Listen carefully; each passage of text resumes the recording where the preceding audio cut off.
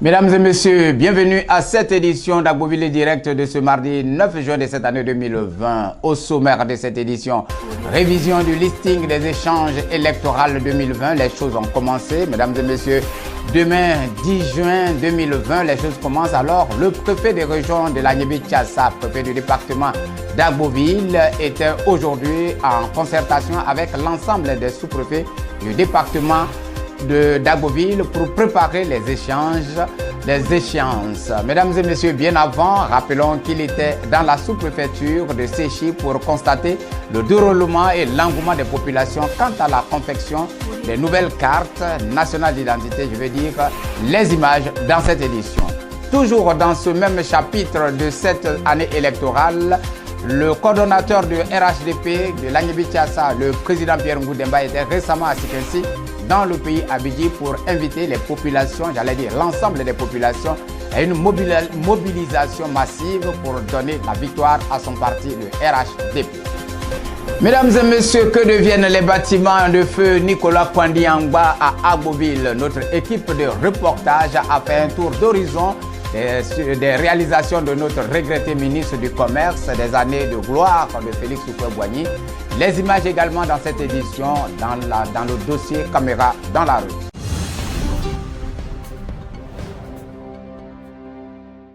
Mesdames et messieurs, nous vous le disons, demain commence alors la révision du listing des échéances électorales de cette année 2020. Le préfet de région de l'Agnébi-Tchassa, préfet du département d'Agboville, était aujourd'hui, nous vous l'avons dit, en concertation avec l'ensemble des sous-préfets du département pour préparer les échéances. Nous allons vous demander de regarder les images. Une rencontre de concertation pour préparer le lancement de l'opération dans l'Agnébi-Tchassa au cours de cette semaine. L'Agnébi-Tchassa en général et le département d'Agboville en particulier, creuset de développement et terre des grands événements politiques de notre pays, doit se donner les moyens de se doter d'un listing électoral fiable qui ne souffre d'aucune anomalie et de contestation, a dit monsieur le préfet de région, préfet du département d'Agboville, Sendou Koulibaly, au cours de cette rencontre. Bien avant, le préfet des régions était dans la sous-préfecture de Séchy pour voir comment les choses évoluent là-bas, pour ne pas dire dans l'ensemble des sous-préfectures de la région de l'Agnébi-Tchassa. Suivez. Il faut que tous ceux qui ont leur certificat de nationalité, on puisse leur donner un document qui puisse leur permettre de s'inscrire sur la liste électorale. La liste électorale, c'est 10 jours. On commence le 10, on finit le 24. Donc, si j'ai des documents pour leur permettre d'avoir leur certificat de nationalité, faire leur carte d'identité, au moins s'ils auront des récépissés, bon, déjà, avec ça, ils peuvent s'inscrire. Au cas où on dit des récépissés, mais s'ils n'ont même pas le certificat de nationalité, comment vous voulez qu'on puisse faire le travail? Madame le sous-préfet va vous configurer une de ces imprimantes pour qu'on puisse bosser. Donc, il faut qu'on bosse, parce que vraiment, on est pressé par le temps. Parce que là, vous avez 200 et quelques dossiers en attente. Voilà. Il faut que le tribunal ait ça pour que eux aussi puissent. Alors là, je ne vois pas la pièce des parents. Comment vous faites ça? Où est la pièce du parent, du requérant? Ça, c'est la pièce. Ils font les photocopies, ils vous donnent? On accepte les photocopies. D'accord, d'accord. Okay. Donc on va voir avec elle, dans quelle mesure on puisse liquider tout ça rapidement. Hein? On va vous demander de travailler ce week-end un peu parce que vraiment on est pris. On rentre dans le deadline qui est très difficile parce que les délais sont très courts. Hein? Surtout la révision des listes électorales, parce que c'est à partir de là qu'on peut s'inscrire sur la liste électorale. Puis après, ça devient difficile et compliqué pour nous. Ok. Merci beaucoup. L'engouement des populations quant à la confection des nouvelles cartes nationales d'identité était aussi les raisons suffisantes et nécessaires de cette visite de travail du préfet des régions, préfet du département d'Agboville à Séchy. Suivez. Ça se passe bien? D'accord. Alors depuis que vous êtes à la valise, vous êtes à combien? 129. 129 en Depuis quand vous êtes à 129? Le 20 mars. 129. Les gens ne viennent pas ou quoi? Non, plus d'affluence. Il n'y a plus d'affluence. Oui, la machine avait un problème. Alors et le kit mobile? Le kit mobile, là ça va, lui là en bas. Lui là en bas?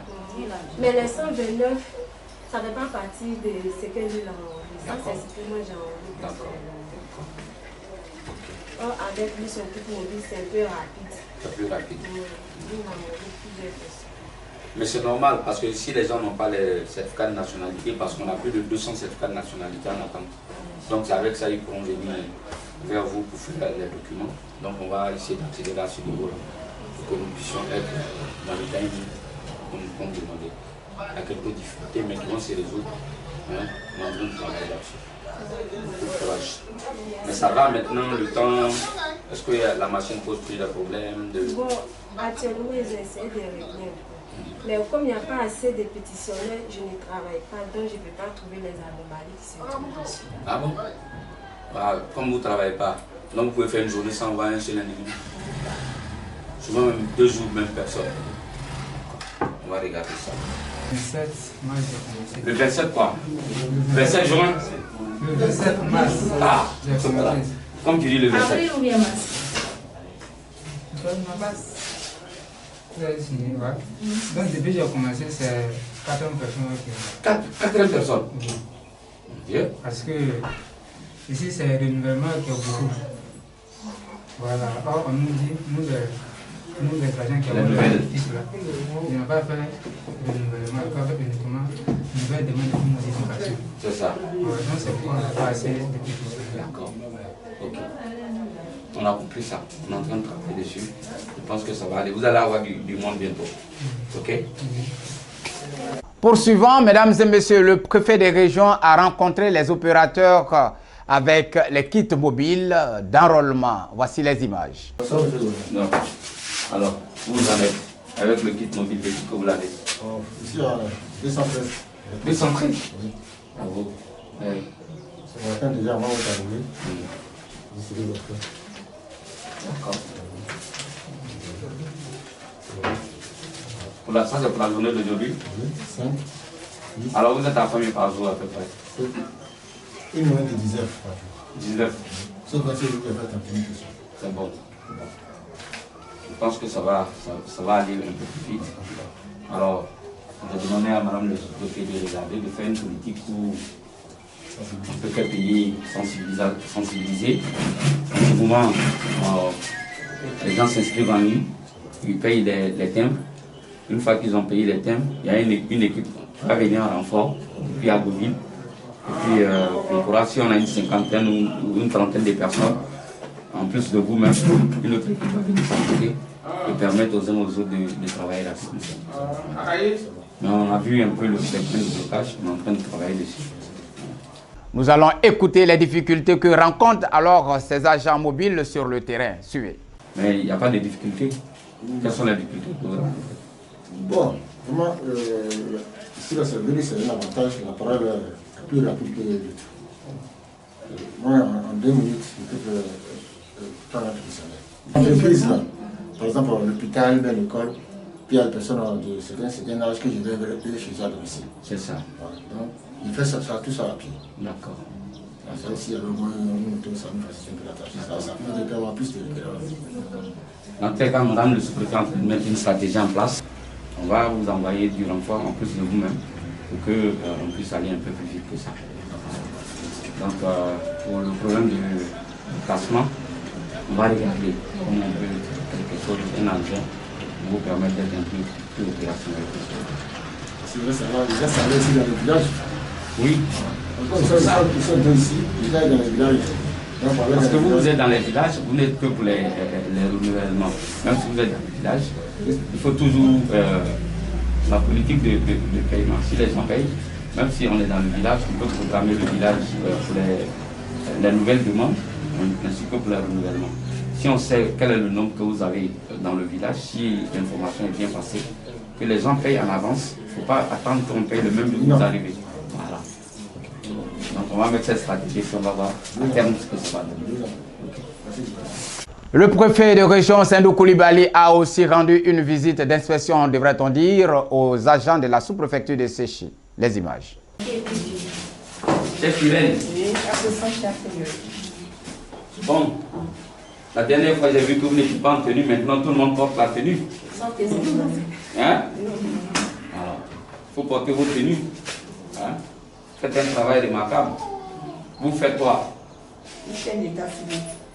Quoi, l'état civil? Je fais l'extrait tout, lycée, mariage. Ah bon? Enregistrement de naissance, lycée, mariage. Ça, c'est pour l'opération d'identité.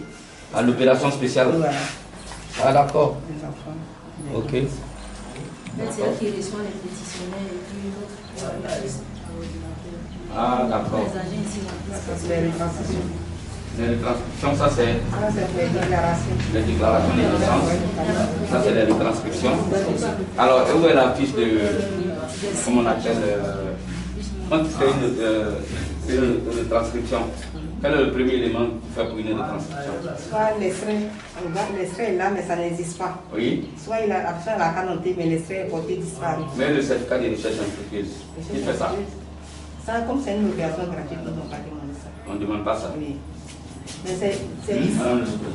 Mais quand c'est la couverture, sans l'opération, ça c'est exigé. D'accord.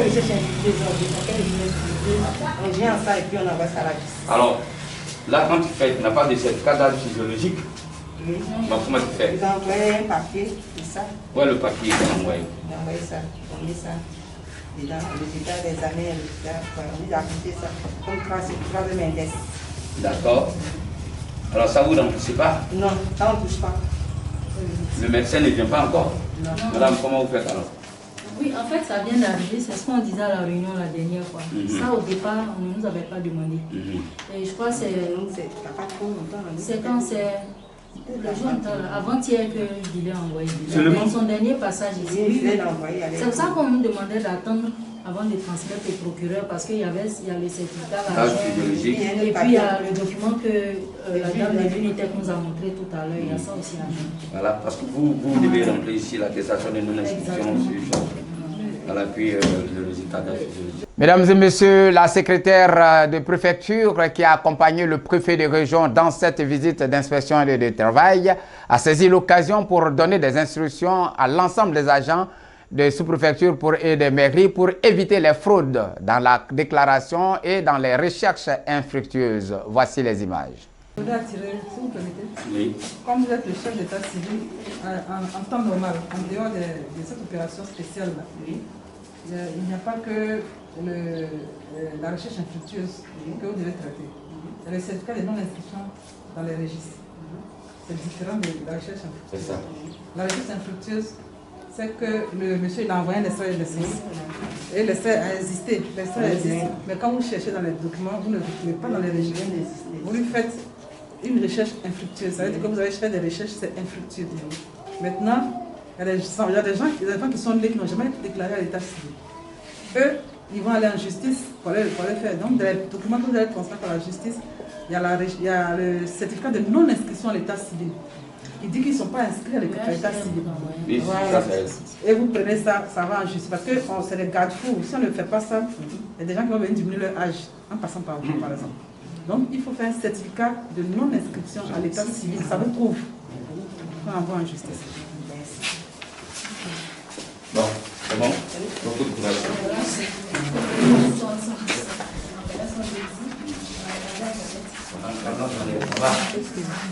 Toujours dans ce même chapitre de cette année électorale, mesdames et messieurs, le coordonnateur du RHDP de l'Agnébé-Thiassa, le président Pierre Ngou Demba, était récemment dans le pays Abidji, nous voulons dire à Sikensi, pour inviter l'ensemble des populations à une mobilisation massive pour donner la victoire à son parti, le RHDP. Voici les images. La deuxième raison pour laquelle nous sommes là ce soir, c'est donc de faire un peu le point de l'organisation du parti au niveau des villages et des différentes sous-préfectures, donc les comités de base et les sections qui ont été mises en place.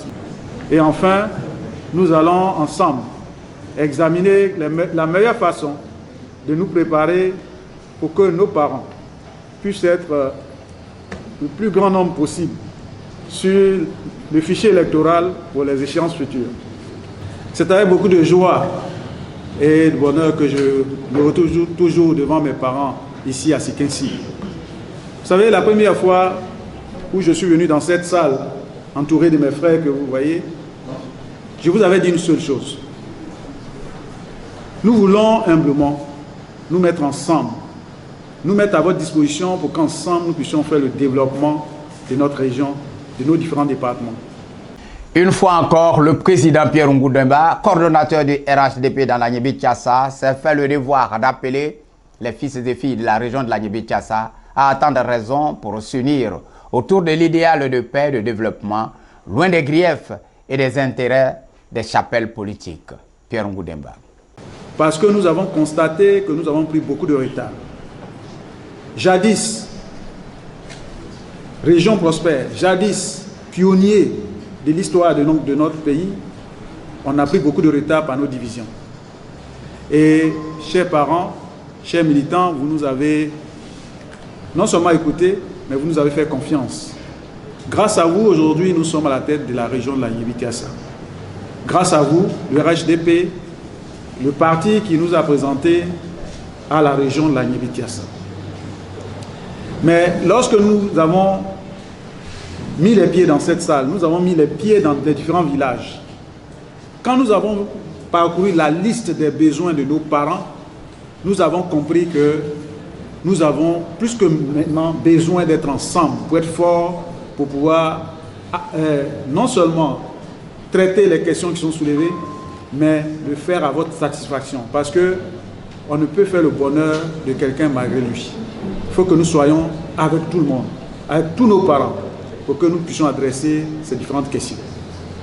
Un peu de leçon d'histoire dans cette édition avec le président Pierre Ngudemba, mesdames et messieurs, qui, au cours de cette rencontre, s'est fait le devoir d'instruire l'Assemblée.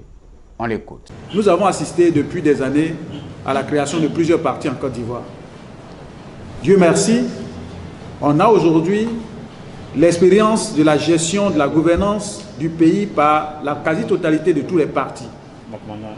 Mais même si on peut dire qu'il y a eu des progrès relativement à tel secteur, au moment où tel parti était au pouvoir, le constat que nous faisons, c'est que la période de 1960 à 1990, voire 93, où les Ivoiriens étaient unis, ensemble, on est allé très vite. Parce que des pays qui étaient loin devant nous, on a pu les dépasser comme le Sénégal, et des pays aujourd'hui très avancés comme la Corée étaient derrière nous. Pour la petite histoire, je suis allé en Corée, lorsque le témoignage m'a été fait que c'est en Côte d'Ivoire que les Coréens sont venus s'inspirer du modèle de développement qui a fait de la Corée une puissance. Mais depuis 1990, où nous avons créé plusieurs partis, ce qui aurait pu être une occasion de remettre dans le creuset national toutes les intelligences avec les belles idées, on a passé du temps à se battre avec la guerre à la clé, où on a détruit tout ce que nous avons de plus cher, l'école. Aujourd'hui, quand vous allez dans les universités, dans les lycées et partout, ce n'est pas les élèves, ce n'est pas les cadres que vous êtes. C'est-à-dire qu'à l'époque où vous étiez à l'école, ce n'est pas ce comportement-là qu'on retrouve aujourd'hui dans les écoles. Mais ce n'est pas la faute de nos enfants. C'est l'environnement que nous avons préparé tous. Aujourd'hui, dans le secteur de la santé, malgré les efforts qui sont consentis, beaucoup de choses restent à faire. La pauvreté, c'est dans tous les villages, dans toutes les familles. Et nous avons compris, nous, que pour que nous puissions avancer, il faut que nous nous mettons ensemble. Alors, qu'est-ce que le RHDP, mesdames et messieurs? Voilà ce qui a été aussi le grand sujet d'information à cette rencontre d'information et de formation des militants du RHDP, des populations de la Niébi-Tiassa, ce jour à Sikinsi avec le président Pierre Ngudemba. Voici les explications alors du président coordonnateur sans démagogie. Suivez. Le RHDP qui ambitionne de rassembler toutes les filles et fils de la Côte d'Ivoire est une opportunité. Aujourd'hui, avec la pandémie qui vient de se dérouler dans notre pays et partout dans le monde, nous avons compris d'abord que les choses ont changé. Ce qu'on pensait hier n'est plus valable aujourd'hui. Pour la simple raison que la structure de la population n'est plus la même. En Côte d'Ivoire, vous avez une population qui est jeune à 75%, sinon plus. Il y a des gens qui n'ont jamais connu une époque d'Oufoué-Boigny. Il y a des gens qui sont nés au moment où on parlait du multipartisme. Les préoccupations qui sont les leurs ne sont plus les nôtres. Aujourd'hui, à travers le monde, ce n'est plus le clivage des partis de gauche, de droite qui compte. Ce qui compte, c'est la vision, c'est les leaders, c'est l'amour qui peut caractériser tous ceux qui veulent s'occuper de la chose nationale, comment ils réunissent tous les enfants, fils et filles ensemble pour bâtir, pour que nous soyons heureux ensemble. Et c'est cela que le RHDP nous propose. La suite de cet entretien, mesdames et messieurs, dans une rediffusion à notre magazine Mardi Entretien, juste après cette édition. Toute autre chose. Donc, à présent, le domaine du ministre Feu Kwandi-Angba, Nicolas Kwandi-Angba à Agboville, le domaine tombe en ruine. Notre équipe de caméras dans la rue s'est fait l'honneur du devoir de se rendre dans ce domaine, jadis fierté de l'Agnébitiassa, qui tombe aujourd'hui en ruine. Regardez.